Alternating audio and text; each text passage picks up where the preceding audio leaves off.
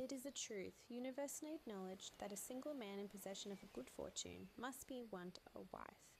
However little known the feelings or views of such a man may be on his first entering a neighbourhood, this truth is so well fixed in the minds of the surrounding families that he is considered the rightful property of someone or other than their daughters. "My dear Mr. Bennet," said his lady to him one day, "have you heard that Netherfield Park is let at last?" Mr. Bennet replied that he had not. "But it is," returned she, "for Mrs. Long has just been here, and she told me all about it." Mr. Bennet made no answer. "Do you not want to know who has taken it?" cried his wife impatiently. "You want to tell me, and I have no objection to hearing it." This was invitation enough. "Why, my dear, you must know. Mrs. Long said that Netherfield is taken by a young man of large fortune from the north of England, that he came down on Monday in a chaise and four to see the place, and was so much delighted with it that he agreed with Mr. Orris immediately that he is to take possession before Michaelmas, and some of his servants are to be in the house by the end of next week." "What is his name?" "Bingley." "Is he married or single?" "Oh, single, my dear, to be sure. A single man of large fortune, 4 or 5,000 a year. What a fine thing for our girls." "How so? How can it affect them?" "My dear Mr. Bennet," replied his wife, "how can you be so tiresome? You must know that I am thinking of his marrying of them." "Is that his design in settling here?"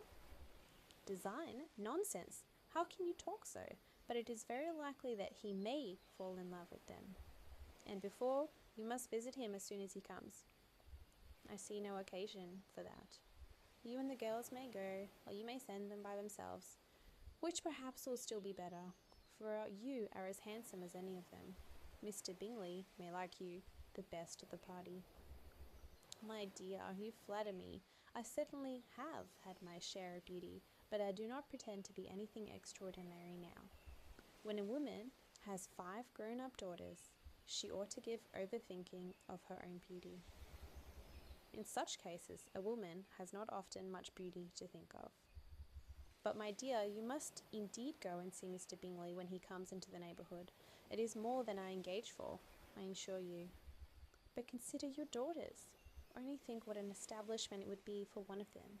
Sir William and Lady Lucas are determined to go merely on that account, for in general, you know, they visit no newcomers."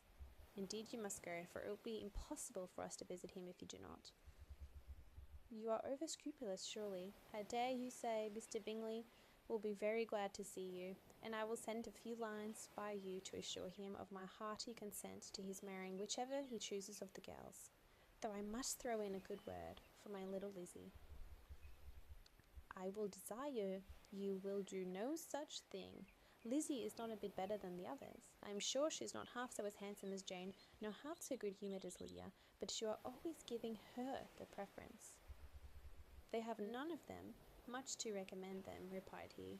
"They are all silly and ignorant, like the other girls, but Lizzie has much more of a quickness than her sisters." "Mr. Bennet, how can you abuse your own children in such a way? You take delight in vexing me. You have no compassion for my poor nurse."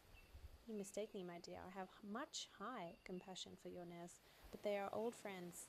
I have heard you mention them with consideration these last 20 years at least." "Ah, you do not know what I suffer. But I hope you will get over it, and live to see many young men of 4,000 a year come into the neighbourhood. It will be no use to us if 20 such should come, since you will not visit them. Depend on it, my dear, that when they are 20 I will visit them all." Mr. Bennet was so odd a mixture of quick parts, sarcastic humour, reserve, and caprice, that the general experience of 23 years had been insufficient to make his wife understand his character. Her mind was less difficult to develop. She was a woman of mean understanding, little information, and uncertain temper. When she was discontented, she fancied herself nervous. The business of her life was to get her daughters married. Its solace was visiting and news.